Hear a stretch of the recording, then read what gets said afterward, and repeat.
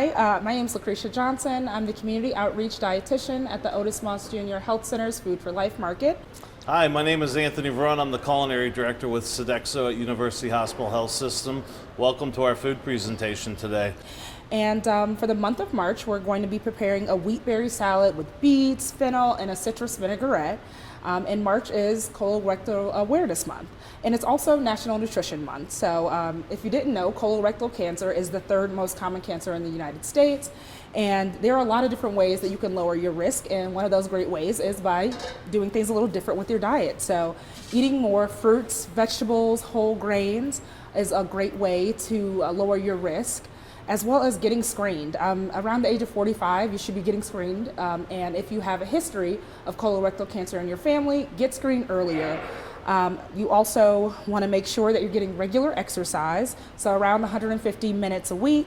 Take control of your weight, so if you're either overweight or obese or having any issues with maintaining a healthy weight, do the things that you need to do that, as well as not smoking is a great way to reduce your risk, and avoiding alcohol. And if you are going to drink, if you're a woman, having one drink a day, and if you're a man, having 2 drinks a day.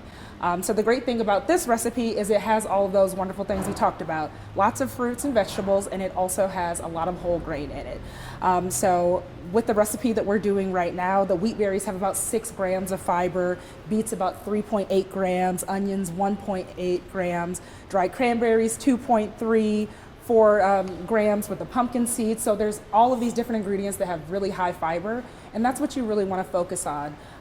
Making sure you're getting at least 2 cups of fruits a day, 2.5 cups of vegetables, and making sure at least half of your grains are whole grains.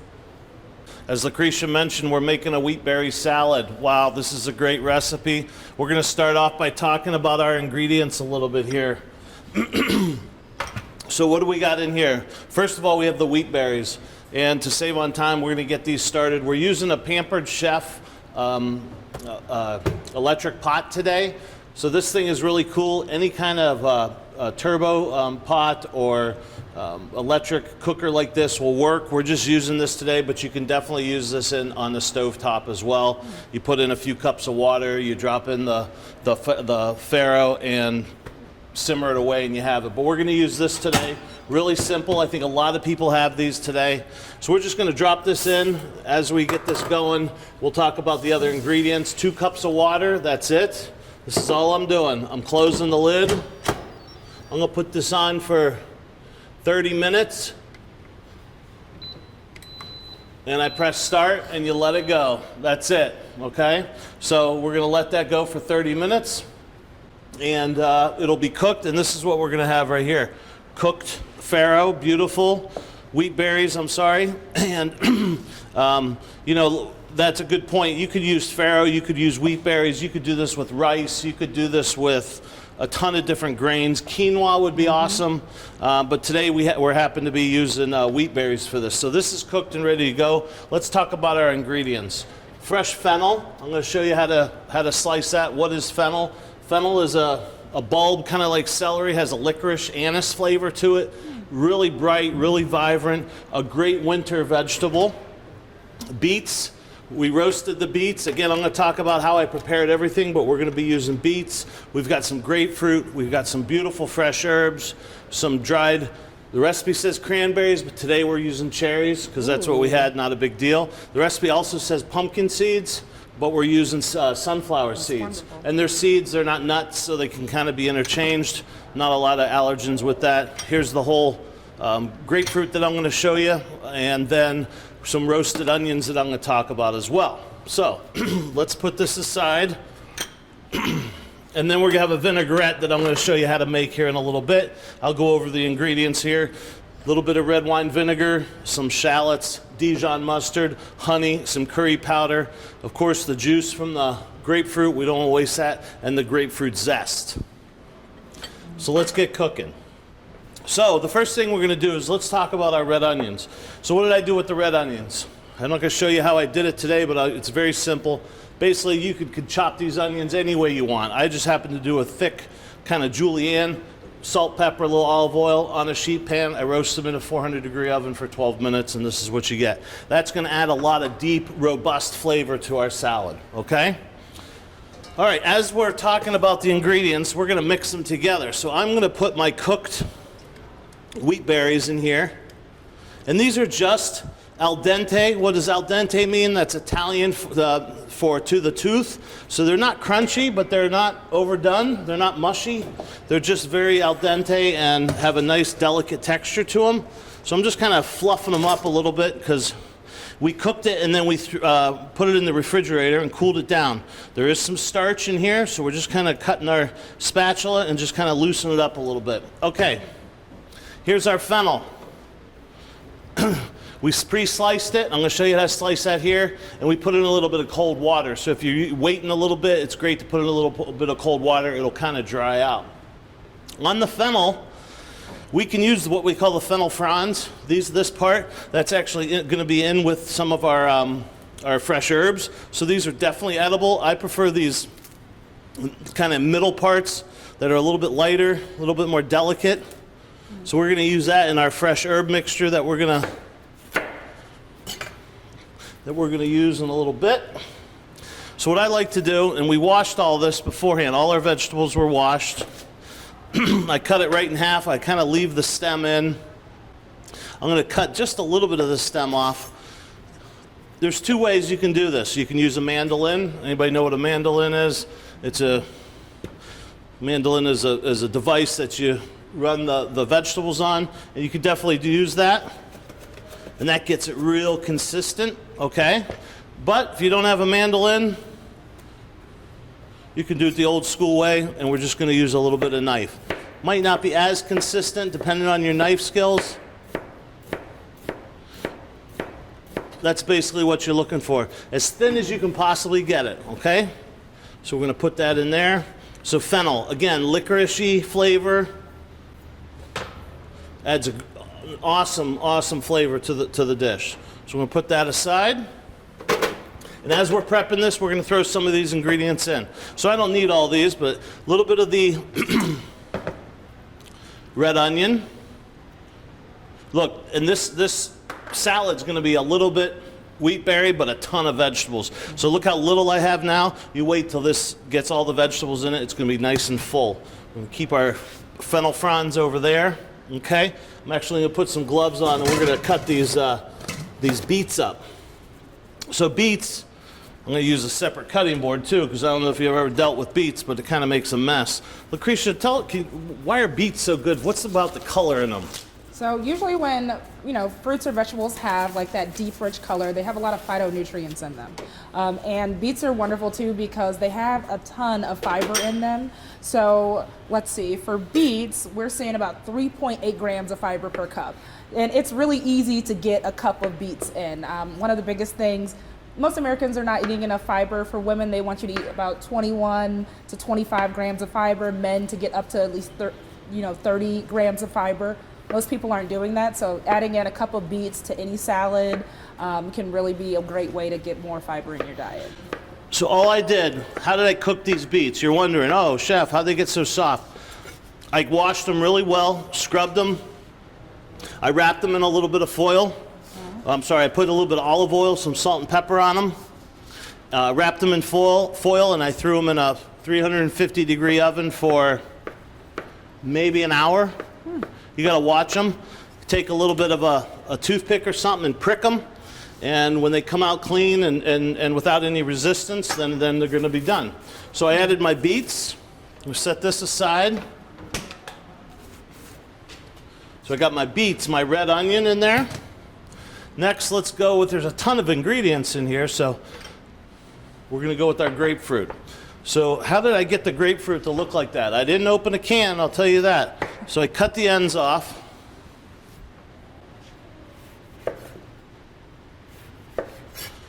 Okay, and you just want to peel it down. Now this isn't a knife skill class, but this does take a little bit of skill with your knife to make sure you clean it up well. But as you can see, as I'm cutting it, I'm following this line, this what's called white pith, with the edge of my knife. You see how the edge of my knife is following that? And I just go all the way around, turning the knife.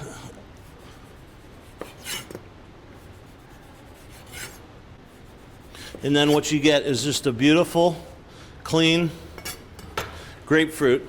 And then in the French term, they call them suprêmes, or segments in English. And what you want to do is take a knife and go right in between the membrane. And that's what you're going to get. See that? That's what you get. And you can also see I'm doing this over a bowl because I want that juice. So I'm going to save that for later. We'll use that for something else. But I want that juice because that's what we're going to make the vinaigrette out of. So I'm going to take these and just give them a little rough chop because these are going to go in the salad as well. Any residual juice goes right in. Put that with our juice for our vinaigrette, okay? Looks so far so good, right? Very good. All right, next is going to be some sunflower seeds for crunch.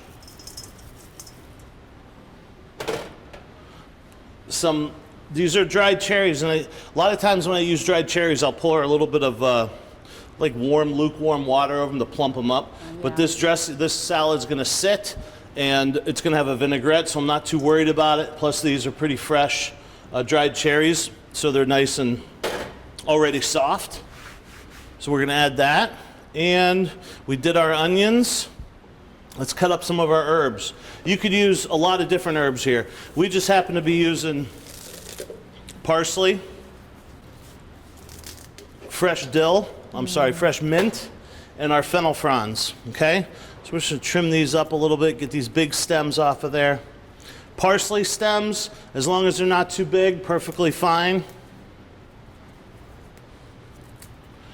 I'm putting my stems in my mixing bowl.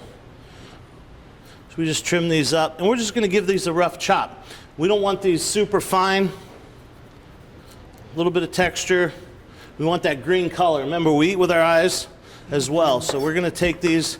You can see what I try to do. I try to take these herbs and get them as tight as possible. See how I'm kind of make it tight?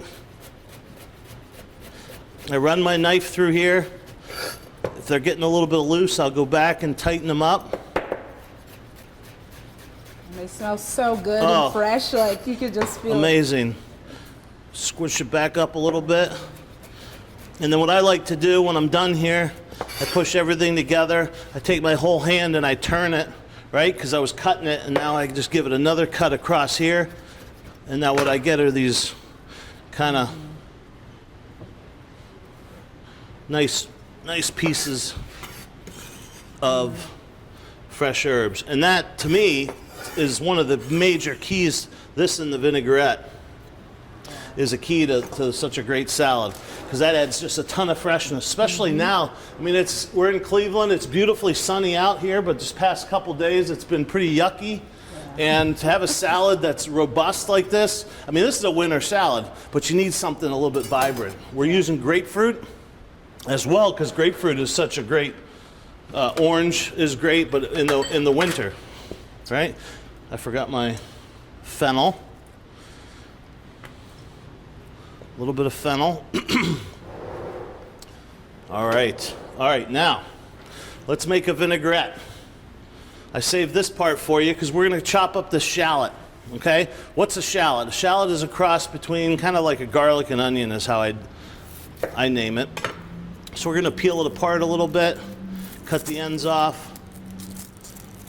And this does take a sharp knife, because you could put this in a food processor, but I'm not a big dirty of, I'd rather just do everything by hand, because look what I got. I got a knife, I got a cutting board. Right. You know, if I grab the mandolin, now I got to clean the mandolin. I'd rather do it by hand. If I grab the buzzer or the blender, now I got to clean the blender.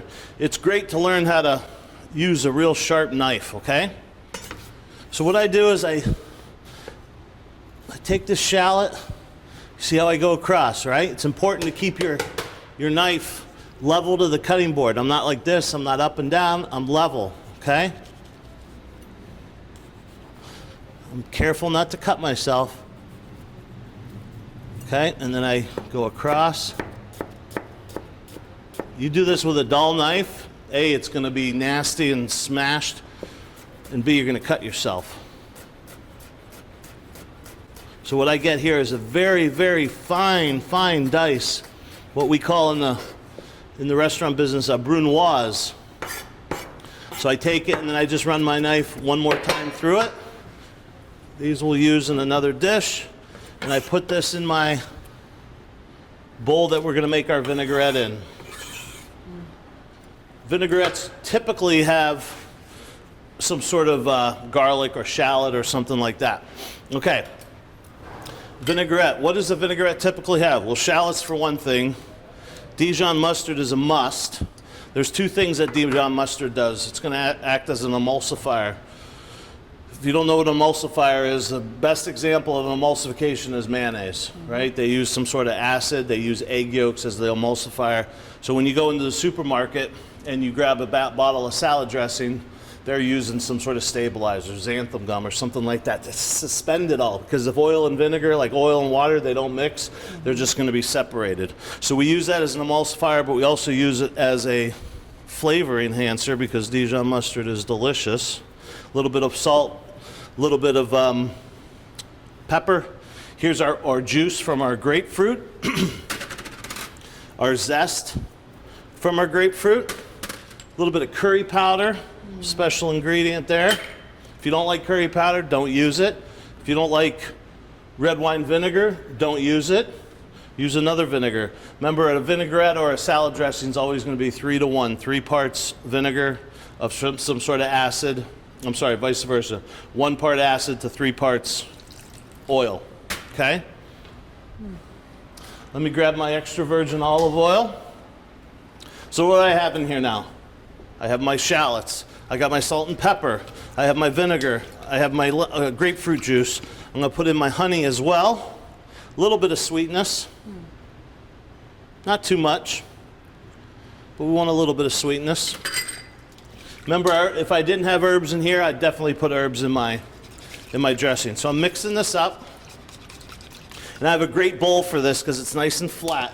A bowl like this is kind of wibbly wobbly. So I'm going to use this. And then what we like to do is take our extra virgin olive oil, and this really makes a nice emulsification. Suspended oil and vinegar as we slowly drizzle this in. Again, you could use a blender with this or a food processor and it would work great. But we're teaching the old school method today. So you can see how I'm just slowly drizzling this in, slowly. And I know the camera can't see it, but I'll show you. This isn't going to look like oil and vinegar or water and vinegar, which doesn't mix well. This is going to be emulsified. You can see I pour it in slowly while I'm whisking vigorously. Lucretia, does that look broken to you? It doesn't. It no, looks wonderful. It looks wonderful. A little bit more. Remember, this salad, this little bit of salad, if you take the wheat berries out and they're kind of, I wouldn't do it when they're hot, but if they're kind of lukewarm, that's the best time to do it. Lay it on a sheet tray or something that they get a little bit cooled off, but then you mix the vinaigrette in when they're lukewarm, those wheat berries are just going to suck up all that dressing, right? And that's going to just add a ton of flavor, but you may need a little bit more dressing in that case. And when they're cold, like they are now, you might just not need as much. All right, we're looking good. So I'm going to give this a taste, because if it tastes good now, it's going to taste good in there. Oh, it's so grapefruity, it's amazing. Okay, excuse me, let me make sure I got all my stuff in there. I do. All right, now we're going to pour this on. This is probably going to take it all. Get rid of the spatula. Use a wooden spoon. I need a bowl for presentation purposes. And that's a Oh, good look at that. giant ceramic bowl. Look at that. Yeah. And the really great thing about this recipe is that it has a lot of protein in it as well. Gosh. So wheat berries have about 6 grams of fiber, but it also has 6 grams of protein. Sunflower seeds add protein as well. So this is a good plant-based meal that's going to help you lower your risk for colorectal cancer and do all those things that we're already supposed to be doing. Eating enough fruits, eating enough vegetables, and getting in more fiber and whole grains in our diet. Okay. And you can plate this up anyway. I'm going to give this one more little taste. Remember, I seasoned the dressing, but I didn't season the salad, the whole salad.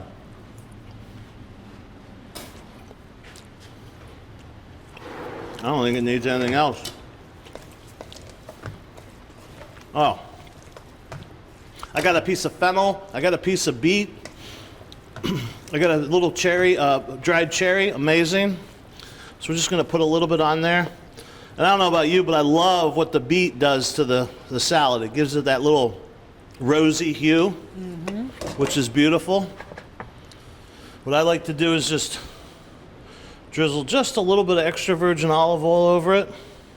I mean, this is a very light dressing. A little bit of fresh herb again. Right in the middle. Maybe a little bit of these fronds, these fennel fronds, just to garnish it up. So again, I hope you try this at home.